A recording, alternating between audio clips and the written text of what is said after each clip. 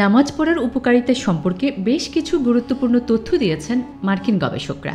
নামাজ নিয়ে গবেষণা করেছেন মার্কিন যুক্তরাষ্ট্রের বিংহামটন বিশ্ববিদ্যালয়ের একদল গবেষক।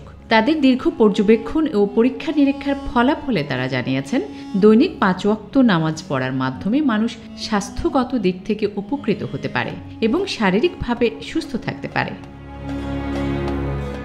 গবেষকরা জানিয়েছেন, নামাজের সময় শারীরিক যে ক্রিয়া হয়ে থাকে এটা নিয়মিতভাবে ও নির্ধারিত সময়ে হয়, তবে অন্য সব চিকিৎসা থেকে পিঠের ব্যথা কমানোর ক্ষেত্রে বেশি ভূমিকা পালন করবে এই নামাজ। বিংহামটন বিশ্ববিদ্যালয়ের গবেষকরা দেখিয়েছেন, যদি কেউ ঠিক মতো রুকু করতে পারে তাহলে তার পিঠে কোনো ব্যথা হবে না, কেননা রুকুর সময়ই পিঠ সমান হয়ে থাকে।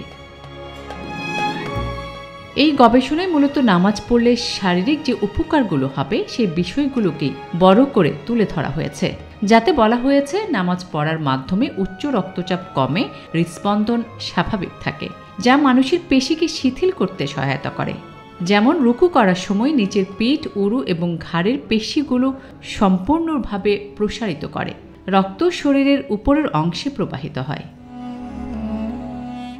গবেষণায় আরও বলা হয়েছে, নামাজের সময় সিজদা দিলে হাড়ের জোড়ার নমনীয়তা বাড়ে, মাথা নামানোর সময় মস্তিষ্কে রক্ত সঞ্চালন হলে রক্তচাপও কমে এবং মস্তিষ্কের কার্যকারিতা বৃদ্ধি পায়।